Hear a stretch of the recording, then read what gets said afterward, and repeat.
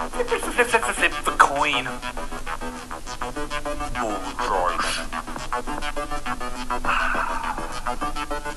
Probability, the chance of something happening. The chance of something happening is the probability. Probability, the chance of something happening. The chance of something happening is the probability. Impossible, unlikely, even chance, likely, certain. Probabilities. Probability, the chance of something happening. The chance of something happening is the probability. Hey everyone, so that was just a little quick song to introduce our new chapter, chapter 10 on probability. So we're going to be looking at the first 5 lessons here in chapter 10. And as we get into the first one, which is sample spaces and probability, we're going to be looking at what a sample space is and what 2 types of probabilities are. As you can see down here, it's going to be called theoretical and experimental. So those are the 2 types of probabilities that we're going to learn about in this lesson. So let's go ahead and first look at a cartoon of the day. So here's our cartoon. Little Far Side cartoon. It says, notice all the computations, theoretical scribblings, and lab equipment, Norm. Yes, curiosity killed these cats. So I thought this was a good one. It did have the word theoretical in here, theoretical scribblings. We're going to be talking about theoretical probability. And we'll see what that word theoretical kind of means. So let's go ahead and start looking at our vocabulary. So on page 285, you're going to write some vocabulary down. There's quite a bit of vocabulary, and so we're going to write quite a bit of this down. It should be pretty filled up on 285 when you're done. So the first one there, it says probability experiment, just a probability experiment. And this is kind of going over the heading of sample spaces. That's your very first one at the very top. You go ahead and write this down for a probability experiment, that it is an action or a trial that has varying results. An action or trial that has varying results.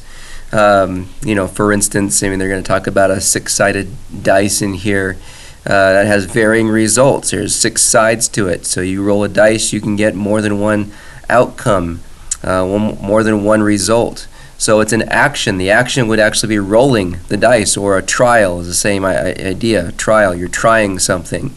If you try flipping a coin, this is what a trial is.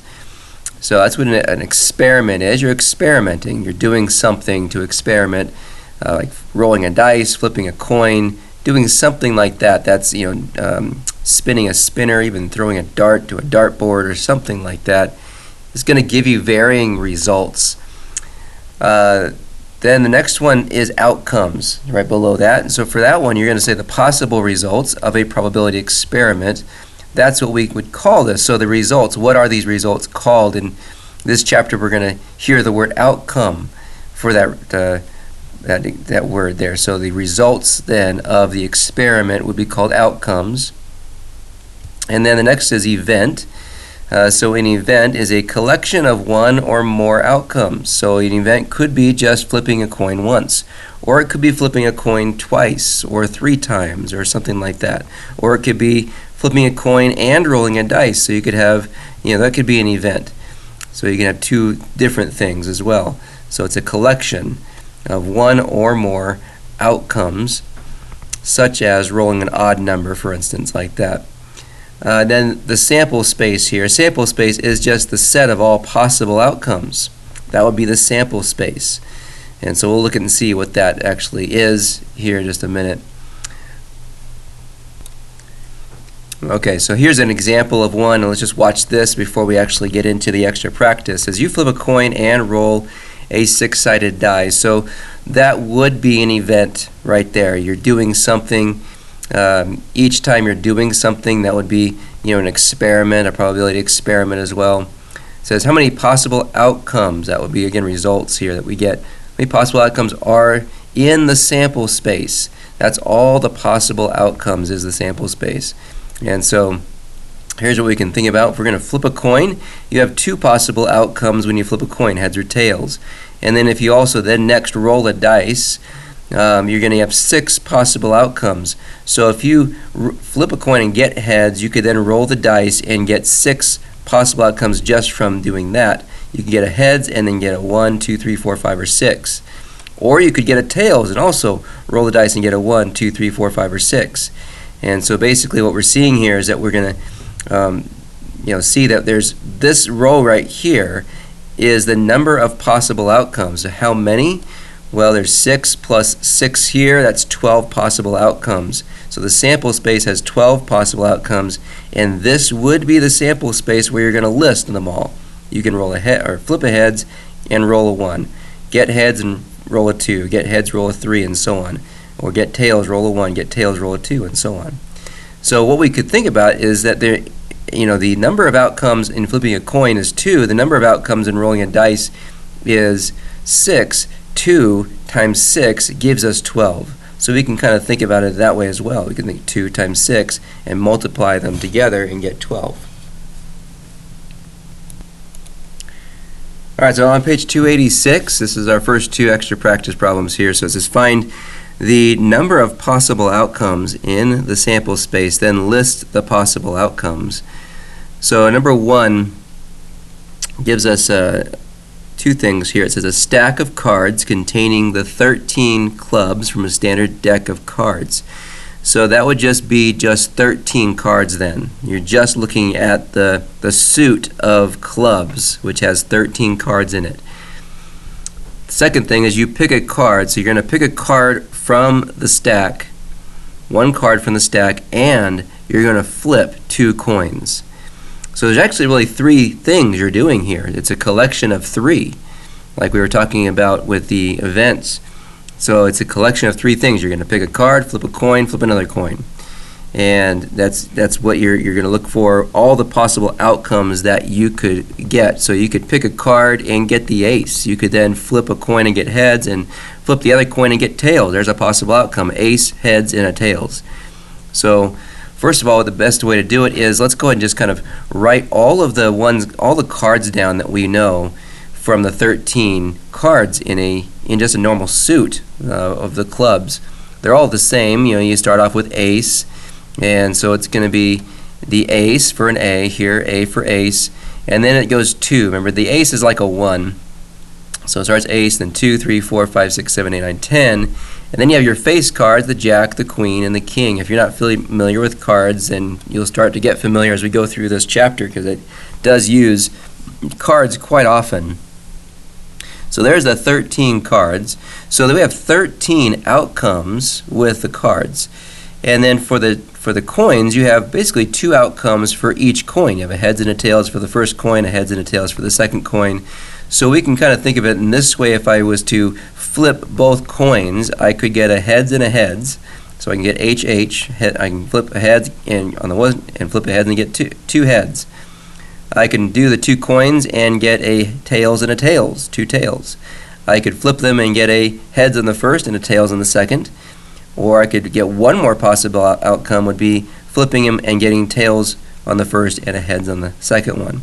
So those are all the possible outcomes in just flipping those 2. There's 4 possible outcomes in flipping 2 coins. That's like 2 times 2 would give us 4. And so now inside here we could actually write down all the sample space. We could say we can get an ace with 2 heads, an ace with 2 tails, an ace with a heads and a tails, and an ace with a tails and a heads. So that would be one row of sample space right here. You could also do this. You can get a 2 with a heads, tails, and so on. You can just keep doing that all the way down. And so basically this inside here, underneath here, would be our sample space. And I'm not going to take the time or even have you take the time to write that all out. That's quite a bit of writing to do. Let's just write that this would be the sample space. You would say underneath here you could get your sample space and write out every single sample, every single possible outcome is in the sample space. Okay, so then the question is how many? It says find the number of possible outcomes. Well, we have 13 here. We have 2 coins, and there's 2 on each. So you could say this. You could do 13 from the cards, 2 from the first coin, 2 from the second coin. 13 times 2 times 2 is going to give us 52. There are 52 possible outcomes for this situation, for this event. All right, next one, number 2, it says you spin a spinner with the numbers 1 through 5 on it and roll a die. So there's 6 sides on the die, of course, and this one, normal dice, is going to be 6 sides. If they just say die, just assume it's always going to be a 6-sided die. So we have a spinner with 5 numbers on it. So we can start off with our spinner and just go 1 through 5. Okay, that's the possible outcomes for the spinner. And then the dice, the next one would be the dice. I'm going to do the dice over here going down. There's 6 possible outcomes for the dice. So our sample space could be inside here, remember. So you can write sample space again in here. I don't think I wrote it on this one, but this would be our sample space. We could spin a 1 and roll a 1, spin a 1 and roll a 2, spin a 1 and roll a 3, and so on. And just keep getting, spin a 2, roll a 1, and so on. So all of this in here, we could write out every single possible outcome. And remember, how do we find the number of possible outcomes? We could think of, well, there's 5 on this one, there's 6 on this one. We could multiply that together. 5 times 6 is 30. So there would be 30 possible outcomes, and if we found each one, there would be 30 underneath here. This has 5, this has got 6, so there'd be 6 here, so 5 6s is going to be 30. Okay, so going back to page 285, flip back to that page, and there's a couple more vocabulary we want to put down here. So now we get into the theoretical probabilities. So the first word up there, or first, I should say not just word, but little expression that we're going to write down is the probability of an event. A probability of an event. So it is the measure of the likelihood or chance that the event will occur. So when you're talking about a probability of an event, we're trying to talk about, okay, what's the chance of me now winning this thing? Like if I'm going to, what's the chance of me winning the lottery? That's a probability of an event. So it's the measure. You're measuring now the probability based on the likelihood or the chance that this event will occur. So like we could say, if we want to, even roll the dice, what's the chance of me rolling a 1? That kind of thing. Or if I'm going to flip a coin, what's the chance of me, getting a heads? That's what we're talking about with the probability of an event. And it's measured here like this. It says the probability of is a number from 0 to 1, and it's including 0 and 1. And it can be expressed either as a decimal, a fraction, or a percent. So we can express probability in those 3 ways. The most, I think, easiest one to understand is either mostly percent or fraction. Decimal, we don't usually express it as much in decimal form as much as we do in fraction and percent form.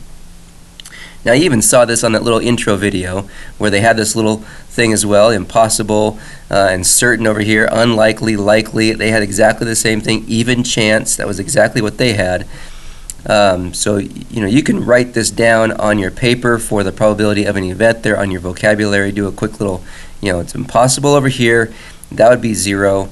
Certain would be 1. So from 0 to 1, 1 is certain.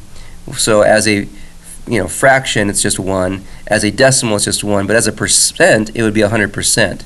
0 is just 0 all the way down. And then the even chance right here in the middle would be exactly halfway.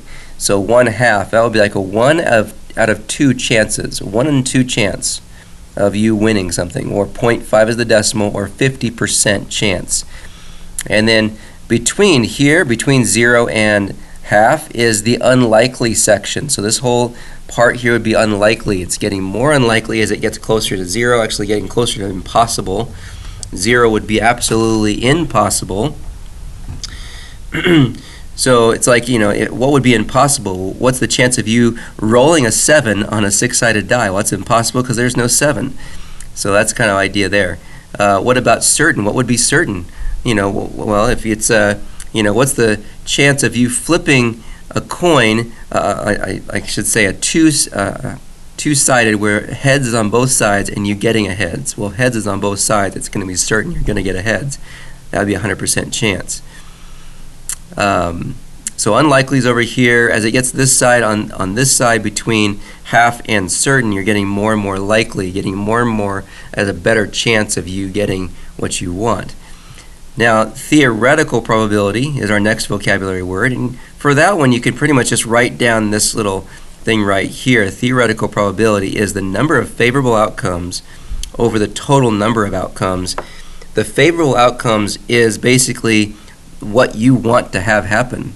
So you want it, it's basically the chance of, if you, flip and you're trying to get heads, that's what you want. The favorable outcome is the heads. Or if you're trying to roll and get a 6, then that's your favorable outcome.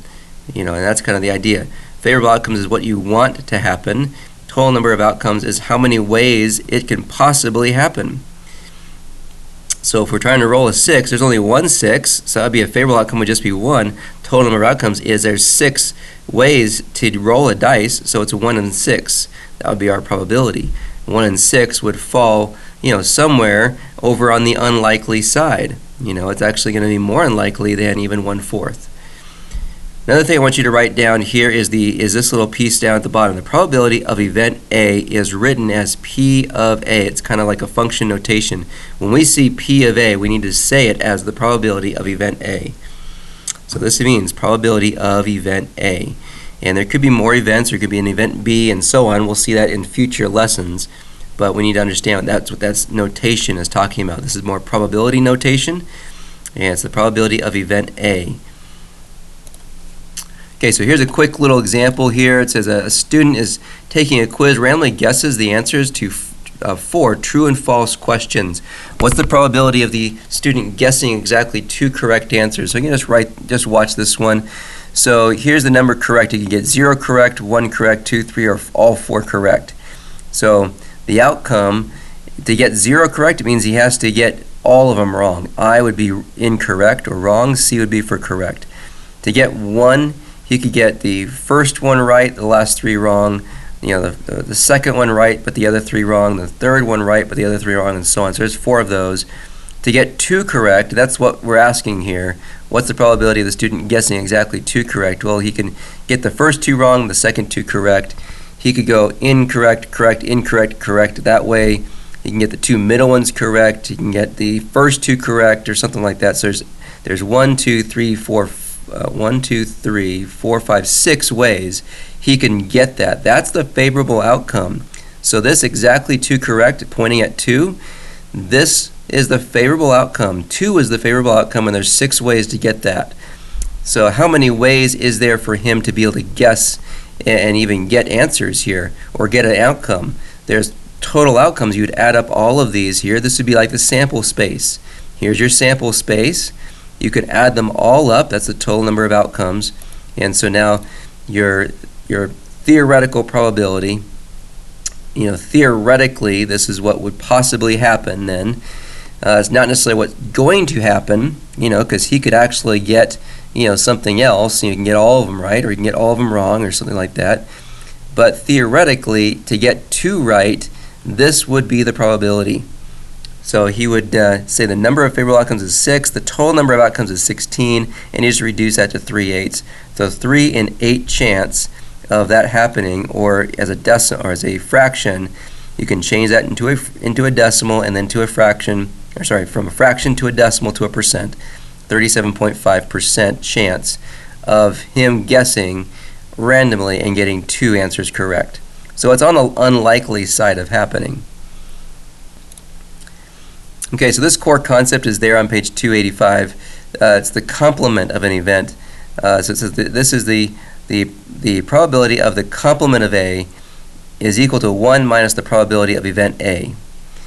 And so what we're thinking about in this, it's kind of like it's the opposite. So this here is the opposite of this here. When you see the little line above it, now that's just a notation, but basically it's going to be just the opposite of it happening.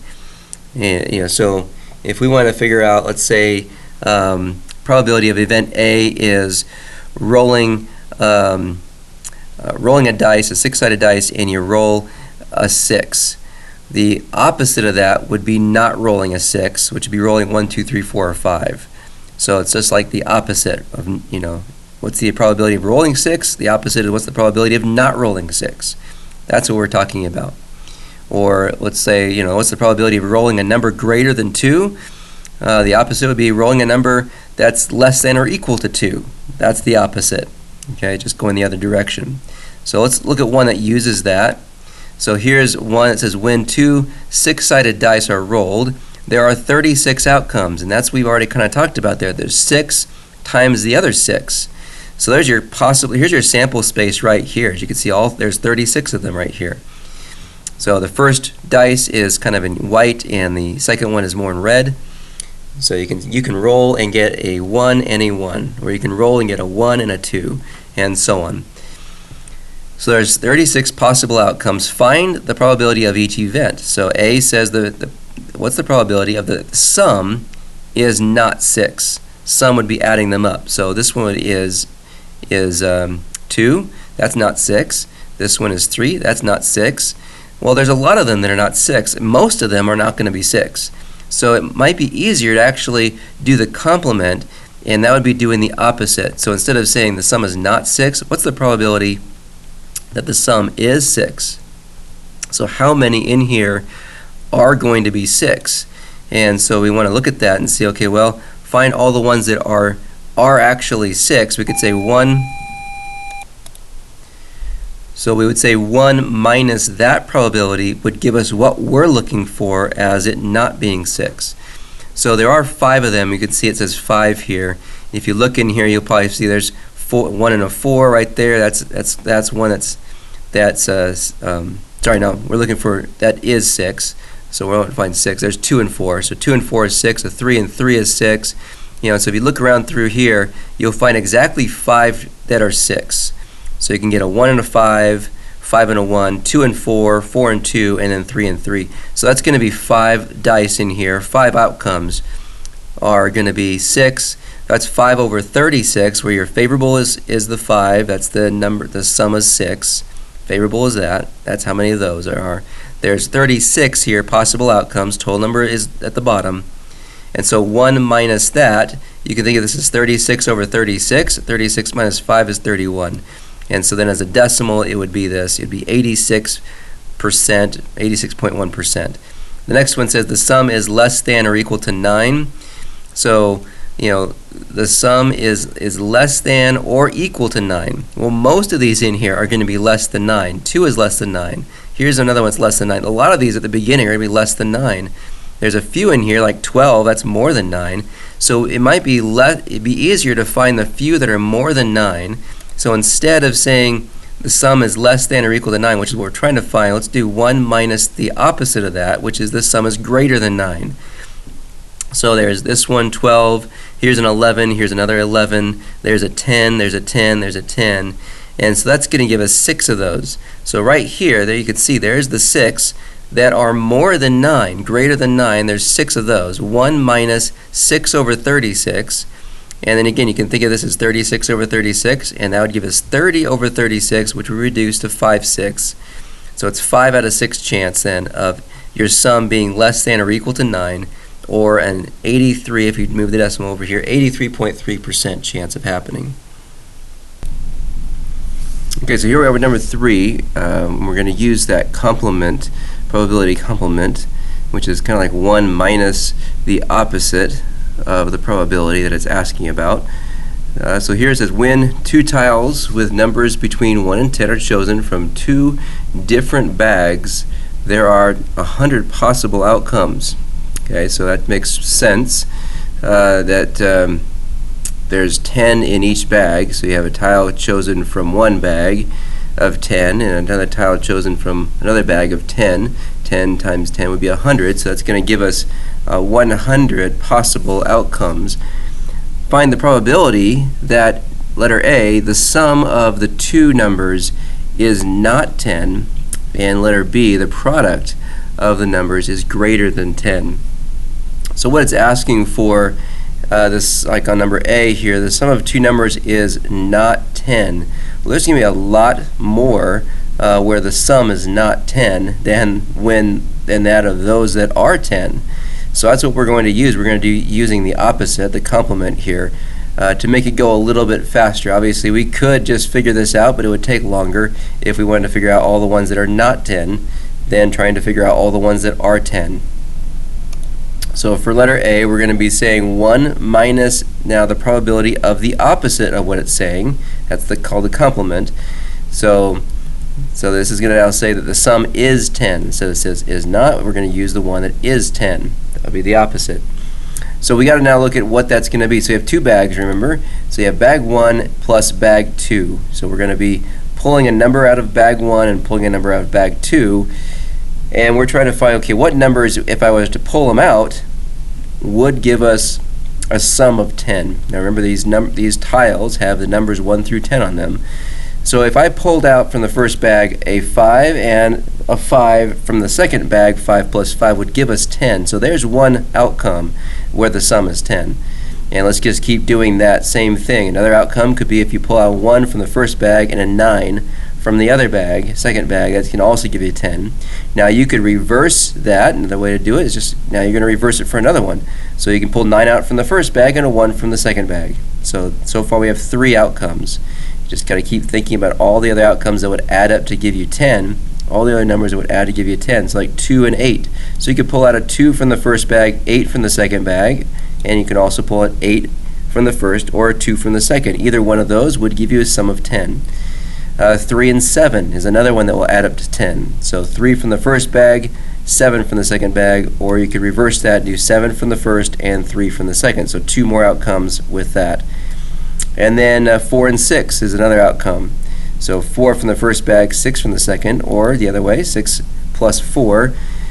And so that is about it, because then you get to 5, and we already did 5 plus 5. So that's the number of outcomes that's going to give us the sum of 10. So that's a lot less than all the other ones. So right now we got 1, 2, 3, 4, 5, 6, 7, 8, 9 of them that would add up to give us 10 here. 1, 2, 3, 4, 5, 6, 7, 8, 9. Yeah, 9 outcomes. So here's how we'll do this. We'll say 1 minus the probability of this, which is going to be 9 over 100. So 1 minus 9 over 100, that's the favorable outcomes, is the sum is 10. So these are all your favorable outcomes we were just finding. And it's over the possible number of outcomes. That's the 100 possible. So 1 minus this would give us what they're asking for, the sum of the numbers that is not 10, the probability of the sum that is not 10. So think of this as 100 over 100 for the 1, and then 100 minus 9 is 91 over 100. Now that's as reduced as you can get it. So it's 91 out of 100 as a fraction form. If they wanted the decimal form, that's going to be 0.91, and if they wanted the percent form, that's 91%. So it's good to get all 3 so you know, because sometimes they ask for the fraction, decimal, or percent. Now for letter B, we're going to be doing this. This one says the product of the numbers is greater than 10.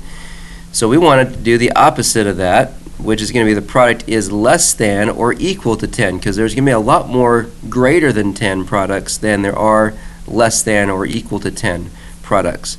So we got the same idea going on as over here, bag 1 and bag 2. But this time, instead of adding those two numbers together, we are multiplying them. So pulling out a number here, we're going to times it by the number here, and we're looking for all the ones now that are going to be less than or equal to 10. So we just got to keep going through as many as you can think of, and there's quite a bit of these ones here. This one was only 9. This one, there's going to be a lot more of these. So 1 times 10 is 10. So basically 1 times any of these will give us 10 or less. So 1 times 9, 1 times 8, these are all the products here will give us a number that's less than 10, or this one was equal to 10 here.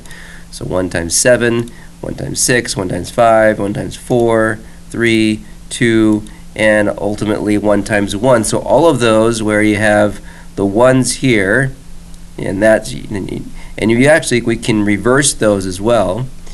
But I'm going to keep going and see, okay, what now about 2? What if I say 2 over here? Well, we can do 2 times 2, that's less than 10. And then 2 times 3 is less than 10. 2 times 4 is less than 10. 2 times 5 is 10. So those will all work as well. And I'm going to make another column over here because I just ran out of space. So some more of them. We can go now the opposite way. We can reverse all of these, and I'll just say, okay, I can do 10 times 1, 9 times 1, 8 and 1. So I'm just reversing each one of these, 6 and 1, 5 times 1. These will all still give me a number that's less than 10, except when I get to 1 times 1, I can't include that one because I can't reverse it. It's the same thing. I cannot reverse 2 times 2 either. So now I'm going to have to just go down to the 2 times 3, reverse that one. I could do 3 times 2, 4 times 2, and a 5 times 2. So all of those can be reduced. So all those I can reduce those. And so the last one is actually, when we go up to 3, the only one that we haven't included for 3, because we already used 3 times 1 and 3 times 2, I can do 3 times 3. That's 9. That's also less than 10. So that's how many we have. So we got to count all these up. So all these, if you count them up, so you have 1, 2, 3, 4, 5, 6, and so on. You just count them up. You're going to see that there's going to be 27. There's 27 favorable outcomes where the product is less than or equal to 10. It's still a lot less than the other side of things. So now we want to think about, this is again 100. So we have 1 minus the 27 over 100. The 27s are favorable outcomes. These are all our favorable ones. Over the 100, it's the possible. So think of this as 100 over 100. And now 100 minus 27, that's going to give us 73. So there's 73 on the other side that are actually greater than 10. 73 over 100. That can be the fraction form of the probability. Decimal form is 0.73, and percent form is 73%. So there's a 73% chance of getting a number that is greater than 10. Okay, so going on to 4 and 5 next. 4 is at the bottom of the page, 5 is at the top of the next page. So 4 says, at a school dance, the parents sell pizza slices. The table here that we see below shows the number of pizza slices that are available. A student chooses a slice at random. What is the probability that the student chooses a thin crust slice with pepperoni? So we're looking for a thin crust slice with pepperoni. So what number is that? Well, yeah, the thin crust is here, pepperoni is here. That's the 34 number. There's 34 of those thin crust slice with pepperoni. That is your favorable outcome. Your total outcome would be the number of pizzas that are being sold, and that's adding all of these numbers up. So there's 34 of these. There's also 36 thin crust with plain cheese. There's 8 that are thick crust with pepperoni, and 12 that are thick crust with plain cheese. So we're going to now put 34 over adding all this up. So if I add this all up, so that's going to give me, let's see, 30 and 30 will make 60. That's going to make 70 between these two. This is 20. That's 90 total slices on the whole thing here. So 34 over 90, that's my favorable outcome over the total number of possible outcomes. You know, we're talking about, still theoretical probability here. And so that's going to just simplify. We want to simplify that down to 17 over 45 because 2 can go into both of those. So that would be the fraction form if I divide 17 divided by 45 on the calculator. So 17 divided by 45, we find the decimal form. It's 0.37 repeating. So I'm just going to go to 3 decimal places and say it's 0.378. And then that's the decimal form. The percent, move the decimal back 2 places, that's 37.8%. So 37.8% chance of him choosing thin crust slice with pepperoni. 5 says, find the probability that the polynomial, this trinomial here, x squared minus x minus c, can be factored if c is a randomly chosen integer from 1 to 12. So there's 12 numbers. That would be your total number of numbers to choose from. So what would the favorable outcome be? Well, remember here how we figure this out is what 2 numbers multiply to give you this, that would subtract to give you this number, and this number here, as you can see, is a 1. So we want to think, okay, what 2 numbers would multiply to give you some number here? It doesn't matter what the c is, it's going to multiply to give you some number, where if you subtract them, you will get 1. So basically we need to figure out what 2 numbers would be able to subtract to give you 1 out of the numbers between 1 and 12. So those are our only numbers to choose from. What numbers will subtract to give us 1 in here, where they will multiply to give us a number here. So we can think about number 2. You know, so if we said 2 here, if we put a 2 here, 1 times 2 is going to subtract.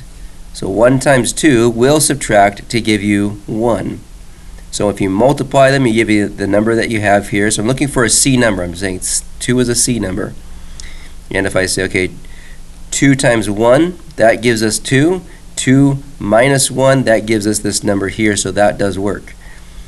And if you think of, okay, well, about 3, does 3 work? And you can think, well, okay, if you put 3 here, does 3 times 1 give you 3? Does 3 minus 1 give you 1? Well, no, it doesn't work. So 3 doesn't work. Another one that does work is 6. So if I put 6 here, what multiplies to give us 6 can be 3 and 2. 3 times 2 or 2 times 3, that gives us 6. They also subtract to give us 1. You might think, okay, what about about 5 or 7, or maybe what about 8? Those kind of numbers.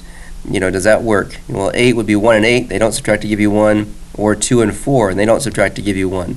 Another one, the last one, is 12, because you could multiply 3 times 4, and 3 and 4 subtract to give you 1. So these are the only 3 numbers that C can be where it will satisfy this trinomial here. And so you have 3 favorable outcomes out of the 12 possible outcomes, so it's going to be 3/12.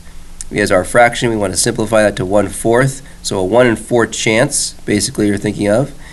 1/4 is 0.25, and that is 25%, so it's a 25% chance of randomly selecting a number and getting one of these 3 numbers. That would work in here.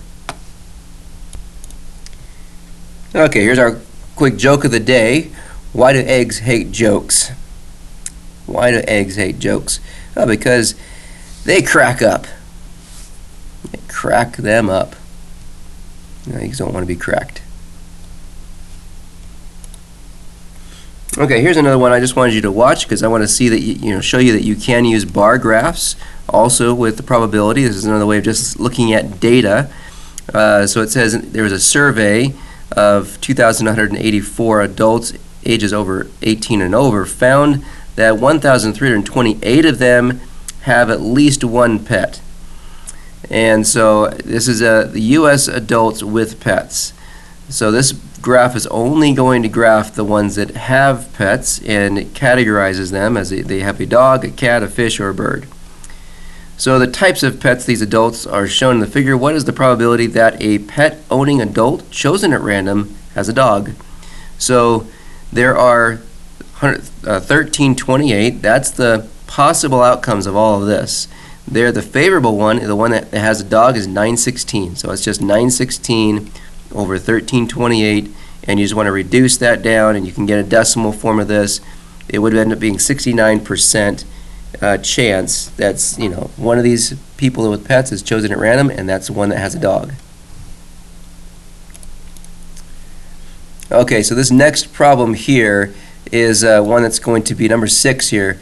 We're going to cross out number 6. You can go and cross that one out. We're not going to do that one with the geometric probability because it assumes you've already taken geometry at this point, and you guys haven't. So we're going to skip this problem and move to number 7. Okay, so number 7 is all about experimental probability, and that's that last vocabulary word on page 285 is experimental probability, and what you can be writing for that one, again, is just what it is here as far as the fraction. It's very similar to theoretical probability. Experimental probability is equal to number of successes over number of trials. Basically, the number of successes is like the favorable outcome, and the number of trials is like your total number of outcomes. So it's very similar. It's just the idea between experimental is that you've actually experienced it already. So it has already happened. You've done something, and now you're going to go ahead and look at the probability of what you've done. Whereas theoretical is you haven't done it yet. You haven't tried it. It's just theoretically this is what the probability should be based on the numbers and so on. So for instance, we have this spinner down here with 4 different colors. Theoretically, since these are all equal here, theoretically to get the yellow would be a 1 in 4 chance. That's the theoretical probability because that's the chance of it happening. So there's only 1 chance of getting a yellow, and there's 4 different colors here. That's the possible outcomes, 1 and 4. Now the experimental would be something what they're saying here, that you've done it now 20 times. You've spun the spinner 20 times. You've actually done it. You've recorded your results over here. You've gotten 5 reds, 9 greens, 3 blues, and 3 yellows. So that's you've experimented it. You've got this experiment going, and now it's asking you for which color is the experimental probability of stopping on the color the same as the theoretical probability. So we know the theoretical, like I just said, is 1/4. Which one of these would have an experimental probability also of 1/4, which is number of successes over number of trials. The number of trials obviously is the 20 spins. You tried it 20 times. So 20 is your bottom number. The number of successes for red, you've had 5 successes for red, 9 for green, 3 for blue. These are your number of successes here. These would be your numerators. So it's going to look like this. Here's our 1/4 is the theoretical probability. For red, 5/20 is also 1/4.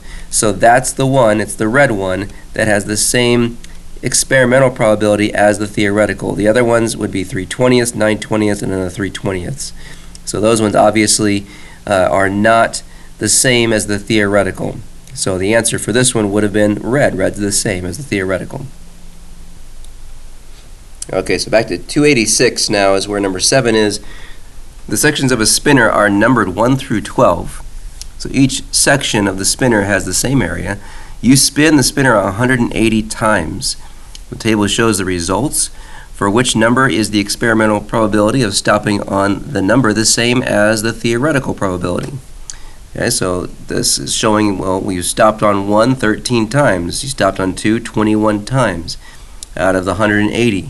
So you just kept recording your results. You did it 180 times. So first of all, what would the theoretical probability be of this? So there, your favorable outcomes is just 1. What's the probability of stopping on 1? Well, there's only one 1 on the spinner, so there's only one favorable outcome, and there's 12 possible outcomes. So your theoretical probability has got to be 1 over 12. So now on this one, you are going to spin it 180 times. Now that 180 times is the number of trials. Your number of successes are these numbers. You have 13 successes for 1, 21 successes for 2 out of the 180 trials that you did. So that's going to be your denominator number is 180. These are your numerator numbers. So we just need to make a bunch of fractions here, and if we can reduce them, we need to reduce them to see which one is going to reduce down to. Obviously, we'd have to reduce it because 180 and 12 have a different denominator. Which one's going to reduce down to the same thing as a 1/12? So the first one is going to be 13 over 180. That does not reduce. 13 is a prime number. Go to the next one, 21 over 180. That one also doesn't reduce. 21 is not going to go into 180 in any way. There's nothing that can go into 21 that can go into 180. 22 over 180, well, 2 can go into both of those. It makes 11 on the top and 90 on the bottom. But so far, we haven't gotten one that's the same as the theoretical probability. So we keep going. So the next one would be 20 over 180. So in this one, we can kind of cancel out these zeros here. Now it's 2 over 18, which that would reduce down to 1/9 for that one. So it's still different than the theoretical. So we haven't found it yet. It's not 4. Is it 5? So 5 is 11 over 180. That's as simple as that gets. So obviously it's not 5. Number 6, 8 over 180. We can reduce this probably by, I don't know if 8 does not go into 180. So it's going to be 2 over 45. 4 goes into both of these. So 4 goes into 180 45 times, but yet 6 is not the answer here. So it's still one of these to come. So next one's 7. 14 over 180. We reduce by 2. That's going to give us 7 over 90, so it's not 7. 8, let's see, 8 has 9 of those, so there's 9 over 180. And 9 goes into 180 20 times, so 1/20th. Still not the same thing as 1/12th, so it's not this one. It's not the number 8. The number 9 on the spinner, we had 15 of those, so 15 over 180. So if I reduce this one, let's see, basically you want to think, can 15 go into 180 12 times? That's kind of what we're looking for, because this has to reduce down to a 1, of course. So on this one, it does do it. 15 goes into 180 12 times, 1/12. So we found it, and there it is, 9. Let's go ahead and just put the last few down here just so we see. The experimental probability for this one would be 12 over 180, which would reduce to 1/15. 11 would be 18 over 180, which would reduce to 1/10. And then this last one, 17 over 180, would just stay that way because 17 is prime. So our answer for this one was the number 9. That was it. So number 9 is the number that's the same as the theoretical. Alright, so that concludes 10.1. You're able to go on to the assignment for 10.1, and I'll see you back in class.